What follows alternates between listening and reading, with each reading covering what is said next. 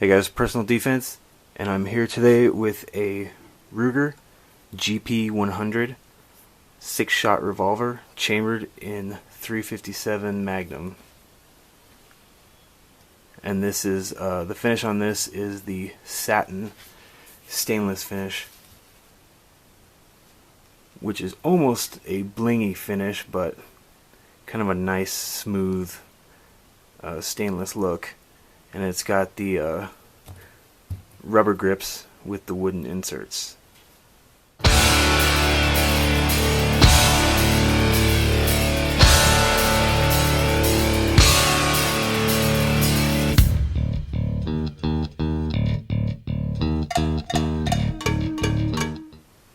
Alright, so let's take a look at this and make sure that it's safe.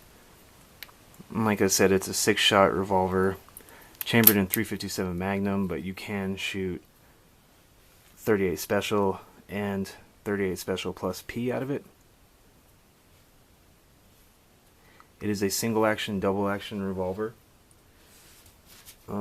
It kept the crane lock that was introduced in the one of the most robust revolvers ever made, the Ruger Red Hawk, and it's got the same thickness on the solid frame and double latching system as the 44 Magnum Ruger Red Hawk, and because of it, the GP100 is described as one of the strongest medium frame revolvers ever made. This particular one is the 4.2 inch barrel.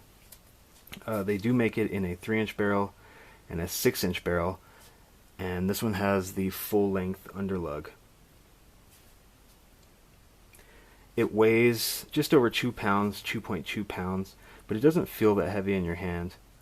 The sights are fully adjustable in the rear, and it kind of has that Glock style outline on the rear sight, and the front sight is just a regular ramp sight, nothing special about it.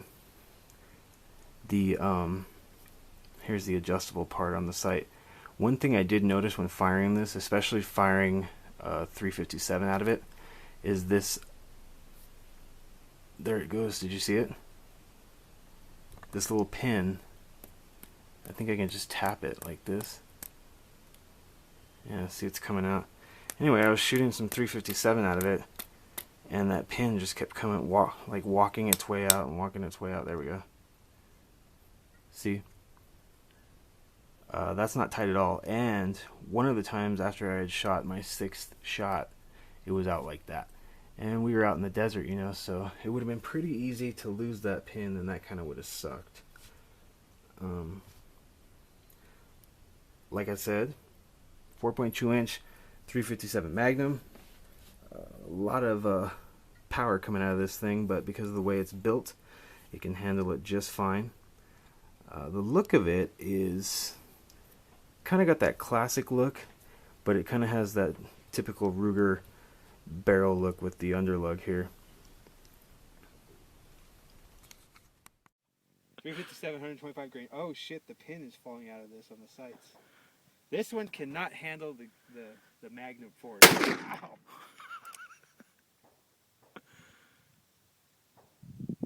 Ow. This one hurts.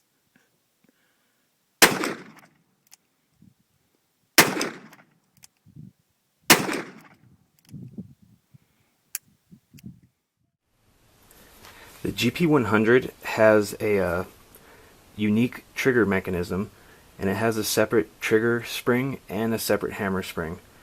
So they claim it significantly improves the trigger pull. I am not that impressed by the trigger pull. It's nice and smooth, but it does feel pretty heavy. And in single action, it's not as light as I would like it to be. My friend bought this. This was his first 357 revolver to get, and when he was buying one, I said, you should buy a Model 19, because I'm a big fan of the Smith & Wesson K-frames, and he ended up buying this because he wanted something newer. But here's my Model 19. Just going to bring it out for comparisons. And now that it's out here, you can kind of see the look of the Ruger isn't really a classic style revolver look, but it does have kind of some classic features to it.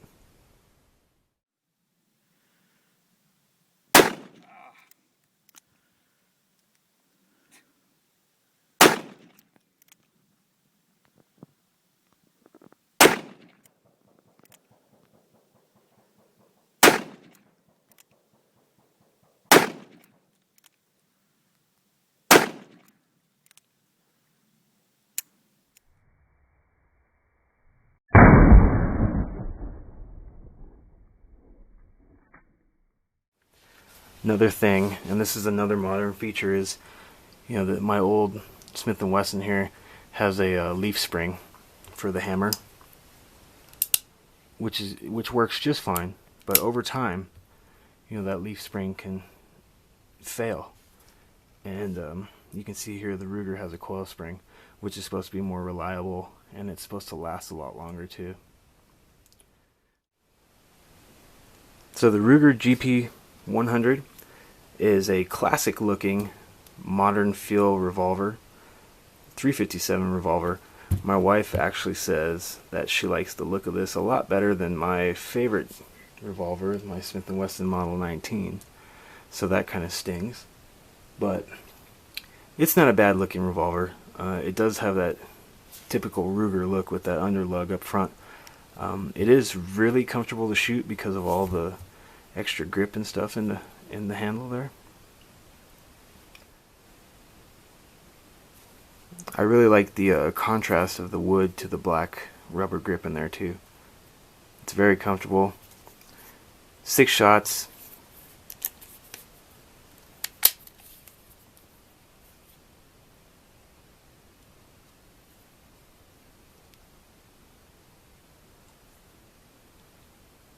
Thanks for watching.